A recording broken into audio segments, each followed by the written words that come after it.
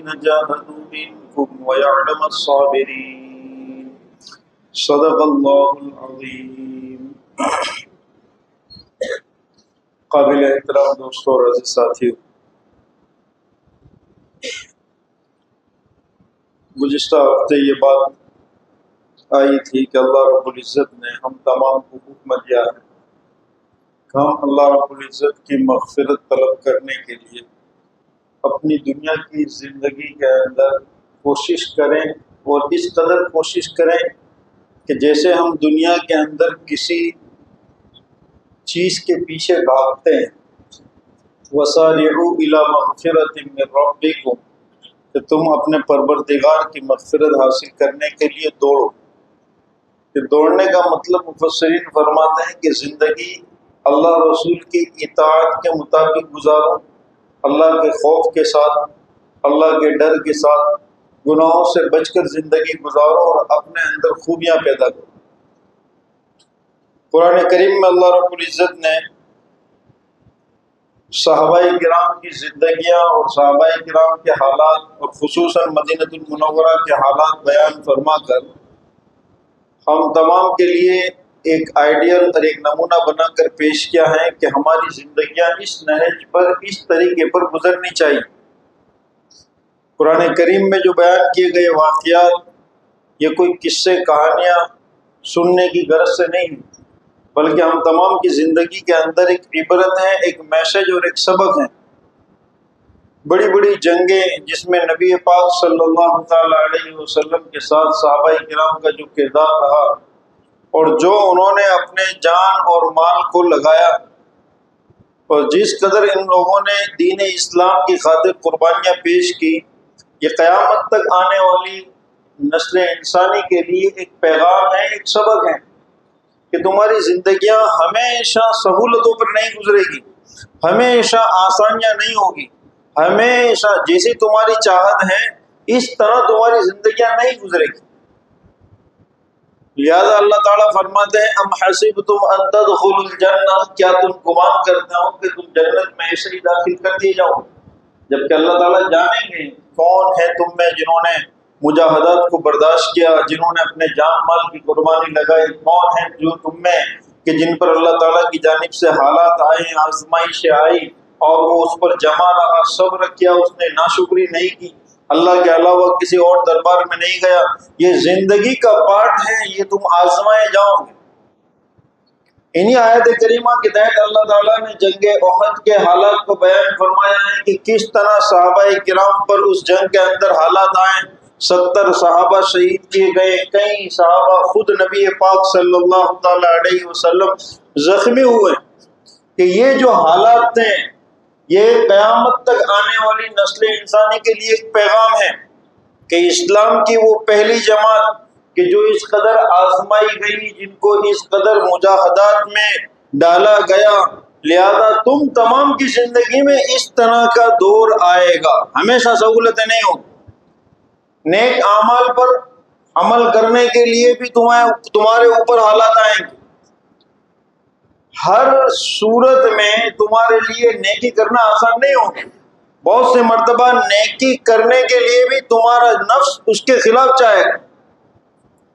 سردی کا موسم ہو، سخت سردی کا موسم ہو اور نیند کا گہرا تقاضا ہو، اور اس صورت میں انسان کا فجر کی نماز کے لیے بیدار ہونا، انسان کا نفس نہیں چاہتا کہ میں یہ کروں، لیکن یہ اللہ تعالیٰ کی جانب سے آزمائش ہے۔ یہ ہماری جو مختصر سی زندگی ہے، اللہ تعالیٰ ہمیں پہلے سے پیغام دے رہے ہیں ام حسبتم ان تدخلوا الجنہ، کہ کیا تم ایسے ہی جنت میں داخل کر دیے جاؤ؟ کہ جنت کی طلب تو تم سب رکھتے ہو، جنت کی تمنا اور ارمان تم سب رکھتے ہو، لیکن کیا تم ایسے ہی داخل کر دیے جاؤ گے؟ نہیں، تمہیں اللہ کے احکامات کے مطابق زندگی گزارنی پڑے گی۔ لہذا اللہ تعالیٰ تمہارے ایمان کو جانچیں گے، پرکھیں گے، امتحان ہوگا۔ لہذا ان نمازوں کے لیے آنا یہ بعض مرتبہ تمہیں سخت مشقت کا سبب بنے گا، لیکن اپنے نفس کے خلاف اپنے رب کو راضی کرنے کے لیے آنا ہے۔ دنیا کے اندر یہی فرق ہے اچھے اور برے انسان کا، کہ اچھا انسان، ایک اچھا مسلمان اپنے رب سے، اپنے پروردگار سے ڈرتا ہے، اللہ کا خوف اس کی زندگی میں ہے، چاہے اسے کوئی دیکھنے والا ہو نہ دیکھنے والا ہو، کوئی فرق نہیں پڑتا، اس کے دل کے اندر خوف خدا ہے اور اسے پتا ہے کہ مرنے کے بعد میرا حساب ہونا ہے، مجھے جنت میں جانا ہے، لہذا وہ ہر صورت میں اپنی نمازوں سے غافل نہیں ہوتا، اللہ کے احکامات سے غافل نہیں ہوتا،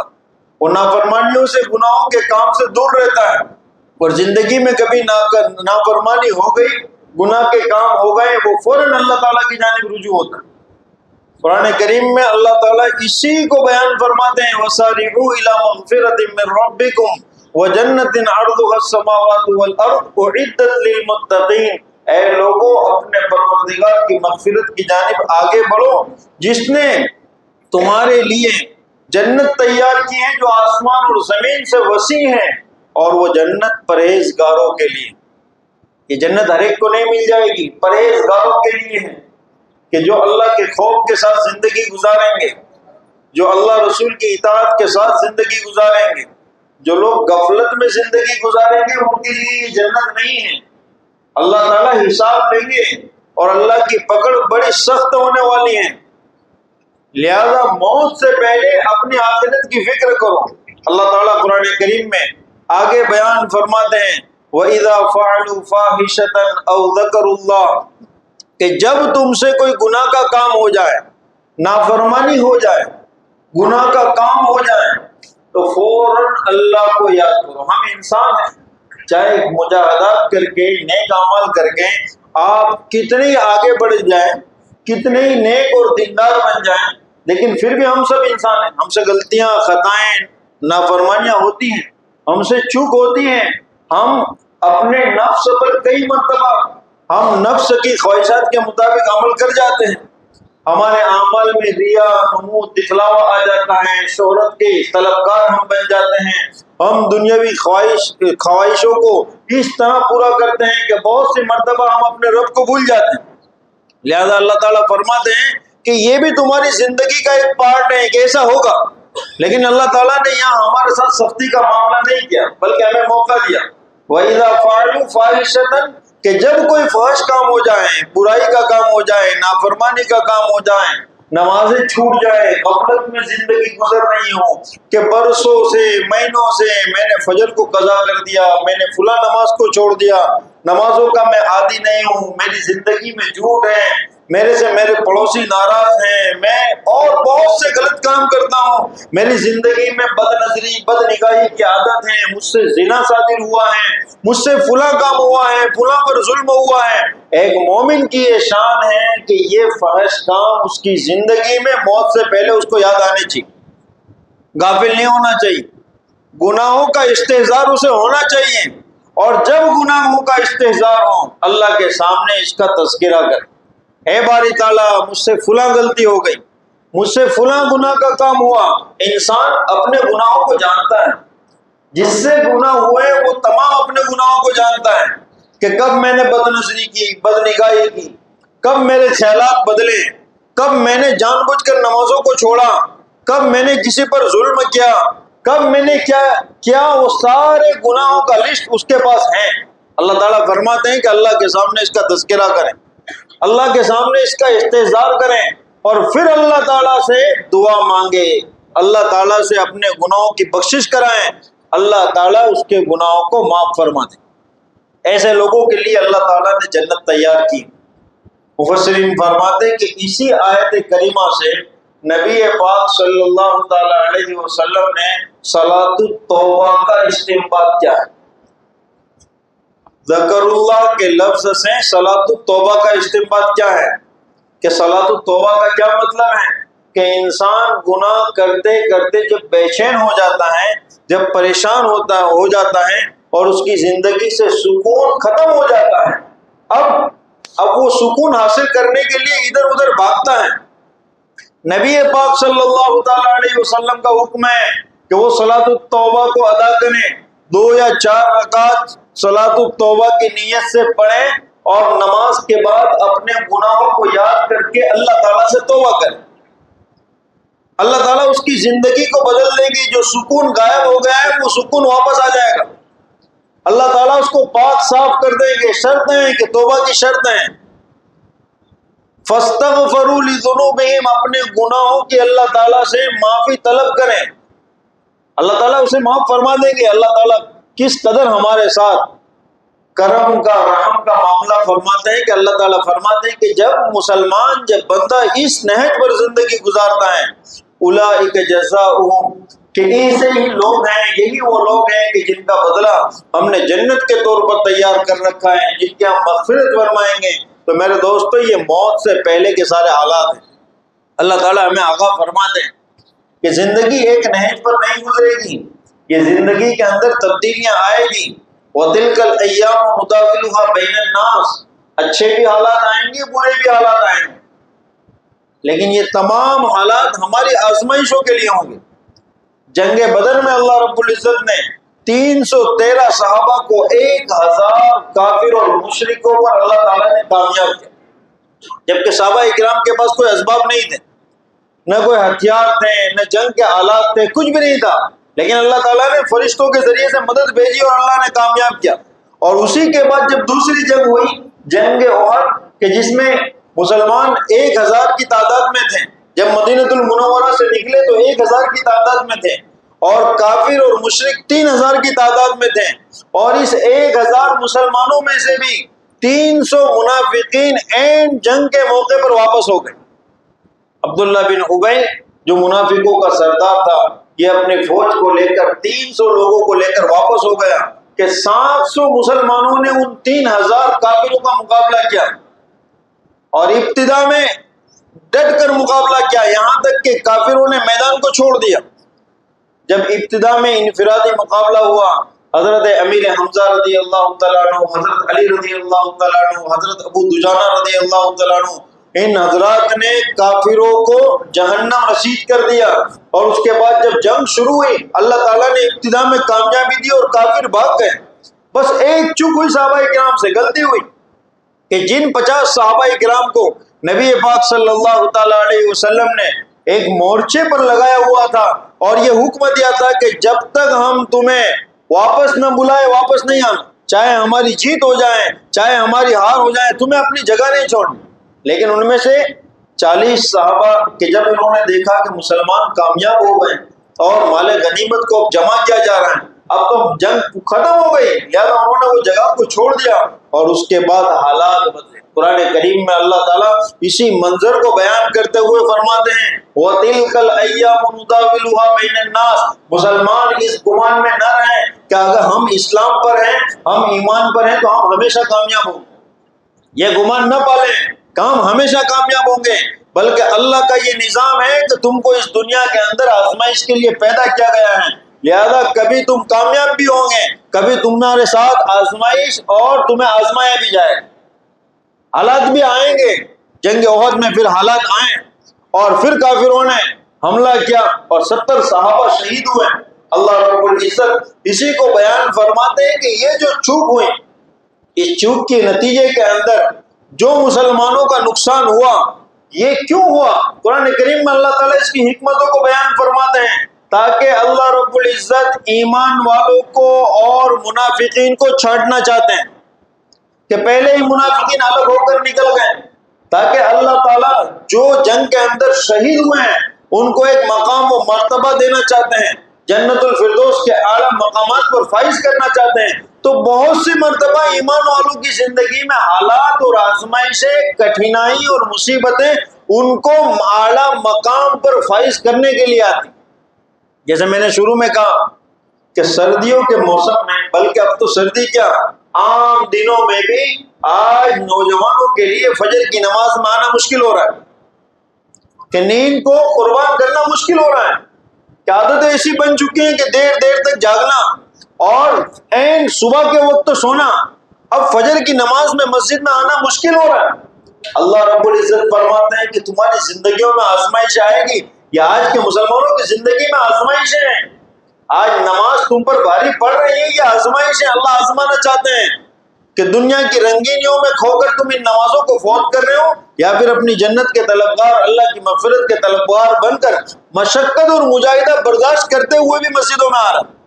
صحابہ اکرام نے مشقت اور مجاہدات کو برداشت کیا، کہ جب جنگ کے اندر پاسا پلٹا اور تمام صحابہ زخمی ہو گئے، نبی پاک صلی اللہ تعالی علیہ وسلم نے تمام کو پھر سے جمع کیا اور اللہ کا حکم سنایا، وَلَا تَهِنُوا وَلَا تَحْزَنُوا وَأَنْتُمُ الْأَعْلَوْنَ إِن كُنتُم مُؤْمِنِينَ، کہ تمہیں بزدل اور ہمت ہارنے کی ضرورت نہیں ہے، بزدلی دکھانے کی اور مایوس ہونے کی ضرورت نہیں ہے، تم ہی کامیاب رہو گے اگر تم ایمان پر کامیاب رہیں۔ یہ صحابہ سے جو چوک ہوئی جس کا نتیجہ تھا کہ یہ نقصان اٹھانا پڑا، اور اللہ تعالیٰ یہ ہمیں آزمانا چاہتے ہیں، لہذا صحابہ اکرام نے پھر مل کر جو حملہ کیا کہ کافر پھر سے میدان چھوڑ کر بھاگ گئے۔ اسی جنگ میں نبی پاک صلی اللہ تعالی علیہ وسلم بھی زخمی ہوئے، صحابہ بھی زخمی ہوئے، ابھی جنگ پوری نہیں ہوئی، کافر جب میدان چھوڑ دیا کافروں نے، دور سے کافروں کے سردار ابو سفیان نے کہا این محمد، کہ محمد کہاں ہے؟ نبی پاک صلی اللہ تعالی علیہ وسلم نے فرمایا کوئی جواب نہ دے۔ پھر پوچھا کہ کیا تمہارے بیچ ابو بکر موجود ہے؟ آپ نے فرمایا کوئی جواب نہ دے۔ پھر پوچھا کیا تمہارے بیچ عمر بن خطاب موجود ہے؟ آپ نے فرمایا کوئی جواب نہ دے۔ پھر ابو سفیان نے، مشرکوں کے سردار نے یہ کہا لَنَا الْعَزَّى وَلَا عَزَّى لَكُمْ، کہ ہمارے پاس جو عزا بت ہیں تمہارے پاس وہ بت نہیں ہے، اور اسی طرح اور ایک بت کا نام لیا۔ اب نبی پاک صلی اللہ تعالی علیہ وسلم نے صحابہ کو فرمایا کہ اب اعلان کرو، اب اس نعرے کا جواب دو، اللہ مولانا ولا مولا لکم، کہ اللہ رب العزت ہمارا کار ساز ہے، ہمارا مولا ہے، ہمیں مشرکوں کے معبودوں کی ضرورت نہیں، اللہ اعلی و اجل، اللہ رب العزت ہی سب سے برتر ہے۔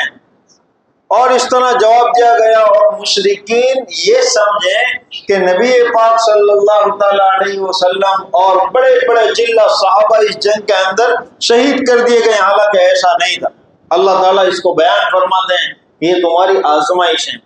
یہ حالات تمہاری زندگیوں کے اندر آزمانے کے لیے ڈالے جاتے ہیں، اور جن صحابہ سے چوک ہوئی انہیں بھی اللہ تعالیٰ نے فرمایا عفا اللہ عنہ، کہ جن سے غلطیاں ہوئی ہم نے ان کو معاف فرما۔ اب بعد والے ان پر کوئی تنقید نہیں کریں گے، بعد والے ان پر کوئی تبصرہ نہیں کریں گے۔ اصل میں اللہ تعالیٰ یہ واقعات بیان فرما کر قیامت تک آنے والے نسل انسانی کو یہ پیغام دینا چاہ رہے ہیں کہ جنت جس کے تم طلبگار ہو یہ اتنی آسانی سے ملنے والی نہیں ہے، تمہیں مجاہدات، تکلیف، پریشانیوں کو برداشت کرنا پڑے گا، تمہیں جھیلنا پڑے گا۔ آج تمہارے لیے اپنی جان کی بازی لگانا تو بہت دور کی بات ہے، اپنے مال کو قربان کرنا بہت دور کی بات ہے، اپنے شہر اور وطن کو قربان کرنا بہت دور کی بات ہے۔ آج تمہارے لیے صرف نیک عمل، اللہ کے فرائض مشکل ہو رہے ہیں، نمازیں مشکل ہو رہی ہیں، مسجدوں میں آنا مشکل ہو رہا ہے، یہ تمہاری زندگی میں آزمائش ہے۔ موت تک یہ آزمائش چلے گی، اور اس کے بعد موت آنے کے بعد فیصلہ کر دیا جائے گا کہ تمہارا حشر کس میں ہے۔ لہذا یہ آزمائشیں یہ ہمارے ایمان کو جانچنے اور پرکھنے کے لیے اللہ تعالیٰ ڈالتے ہیں۔ لہذا میرے دوستوں، قرآن ہمیں یہ کہتا ہے کہ ابھی بھی دنیا کی رنگینیوں سے، دنیا کی اس خوش مزاجی سے اور خوبصورت دنیا سے دھوکہ نہ کھائیں، اپنے ٹائم ٹیبل کو بدلیں، ہر صورت میں نمازوں کا اہتمام کریں، نیک اعمال کا اہتمام کریں۔ جس دور میں جیسے ایمان والے رہیں گے، جیسا ایمانی پاور ان کے پاس ہوگا، اللہ تعالیٰ ویسے آزمائیں۔ آج ہم ایمان میں بہت کمزور ہو چکے ہیں، ہمارا ایمانی معیار بہت کمزور ہے، لہذا آزمائشیں بھی ہمارے اوپر بڑی نہیں ہیں جو آزمائشیں صحابہ کرام پر تھی، جنہوں نے گھر بار کو چھوڑا ہے، جنہوں نے اپنے بیوی بچوں کو بیوہ کیا، یتیم کیا ہے، جنہوں نے سب کچھ قربان کر دیا ہے۔ آج ہم سے اتنی بڑی آزمائشیں نہیں لی جا رہی، ہم سے اللہ کے فرائض مشکل ہو رہے ہیں، ہم سے مسجد میں آنا مشکل ہو رہا ہے، ہم سے سچ بولنا مشکل ہو رہا ہے، ہم سے اچھے اخلاق کا اظہار کرنا مشکل ہو رہا ہے۔ یہ چھوٹی چھوٹی ہماری زندگیوں میں آزمائشیں ہیں۔ اللہ تعالیٰ نے ہمیں موت سے پہلے موقع دیا ہے کہ اپنی زندگیوں کو سنوار لیں، کہ موت کے بعد ہمیں اللہ تعالیٰ کی مغفرت کی ضرورت ہے، ہم جنت میں جانا چاہتے ہیں، لہذا اللہ رب العزت کی بارگاہ میں رجوع ہو، اپنے گناہوں کا استحضار کریں، اپنی زندگی کے اندر صلاۃ التوبہ کی عادت ڈالیں، اپنی زندگی کے اندر بار بار اللہ تعالیٰ سے رجوع ہونے کی عادت ڈالیں، اور اپنا ایک مشن بنائیں کہ اللہ ہماری مغفرت فرمائے اور ہمیں اللہ جنت میں پہنچائے۔ اب اس کے لیے نمازوں کا اہتمام، اپنی زندگی کے اندر دین کا اہتمام، اللہ رسول کے احکامات کا اہتمام کہ بالکل لاپرواہ اور غفلت میں غافل ہو کر ہم زندگی نہیں گزار سکتے۔ ہمارا رب ہمیں ہر وقت ہمیشہ دیکھ رہا ہے، اس کے پاس ہمارے تمام اعمال سب کچھ موجود ہیں۔ ہم اپنے اولاد کے ساتھ کیا کر رہے ہیں، ہم اپنے گھر والوں کے ساتھ کیا کر رہے ہیں، ہم اپنے پڑوس کے ساتھ کیا کر رہے ہیں، ہم کاروبار میں کیا کر رہے ہیں، ہم اپنے مال کا کتنا حصہ اللہ کی رضا کے لیے لگا رہے ہیں، سب کچھ ہمارا نوٹ ہو رہا ہے۔ ہماری زندگیاں آزمائش ہے۔ یہ قرآن کریم کے احکامات یہ ہماری زندگیوں کے لیے ایک نصیحتیں ہیں کہ اللہ رب العزت نے ہمیں عبرت کے لیے یہ تمام واقعات اور چیزوں کو بیان فرمایا ہے۔ لہذا اللہ حکم دیتے ہیں وَسَارِعُوا إِلَىٰ مَغْفِرَةٍ مِّن رَّبِّكُمْ، اے لوگوں اپنے پروردگار کی مغفرت کی جانب تیزی سے آگے بڑھو، غافل نہ ہو جاؤ۔ زندگی میں ہر موڑ پر تھوڑا غور و فکر کرو۔ ہر انسان، اس کا آسان طریقہ ہے، ہماری زندگی ابھی فی الحال کس نہج پہ، میرا ایمانی معیار کے حساب سے میری زندگی کس نہج پہ؟ آسان طریقہ ہے کہ ہر شخص اپنی زندگی کے اندر تھوڑی دیر کے لیے وقت نکالے تنہائی میں، اور تنہائی میں وقت نکال کر یہ سوچیں کہ میری موت ہو گئی ہے اور مرنے کے بعد میری لاش پڑی ہوئی ہے گھر میں، میری جگہ پر اب لوگ تیاری کریں گے، غسل لیں گے، کفن کی تیاری کریں گے، اور پھر میرے جنازے کو تیار کر کے لوگ قبرستان کی جانب لے جائیں گے، اور مجھے گہرے گڑھے میں مٹی کے بیچ میں رکھ کر لوگ چلے جائیں۔ اب یہاں پر انسان غور کریں کہ اس وقت میرا حال کیا ہوگا، کیا کام آئے گا، میری فجر کا حال کیا ہے۔ اس منظر کو سامنے رکھ کے ہر ایک جائزہ لیں کہ میری فجر کہاں ہو رہی، بستر میں ہو رہی یا میں اللہ کی آواز پر، اللہ کے مؤذن کی آواز پر مسجدوں میں آ رہا ہوں۔ میری نمازوں کا کیا حال ہے، میری زندگی میں قرآن کریم کی تلاوت کا کیا حال ہے، میرے اخلاق کیسے ہیں، میرے معاملات کیسے ہیں، لوگوں کے ساتھ حقوق کی ادائیگی کا معاملہ کیسا ہے۔ اپنے آپ کو مٹی میں رکھ کر میت سمجھ کر غور و فکر کریں کہ جیسے اعمال ہوں گے ویسا تمہارے ساتھ وہ برتاؤ ہوگا، کوئی کام نہیں آئے گا، سب چھوڑ کر چلے آئیں گے۔ تو ہر انسان جائزہ لے اپنی موت کا کہ مرنا مجھے بھی ہے، اور جس طرح لوگ قبرستان کی جانب پہنچائے جا رہے ہیں اس طرح ایک دن میں بھی پہنچایا جاؤں گا، آخر میرے پاس تیاری کیا ہے۔ لہذا اپنی زندگی کے اندر دینی تبدیلی کو لائیں، اللہ سے مغفرت طلب کریں اور نمازوں کا خاص اہتمام کریں۔ اللہ رب العزت ہم تمام کو جنت الفردوس میں داخلہ نصیب فرمائے۔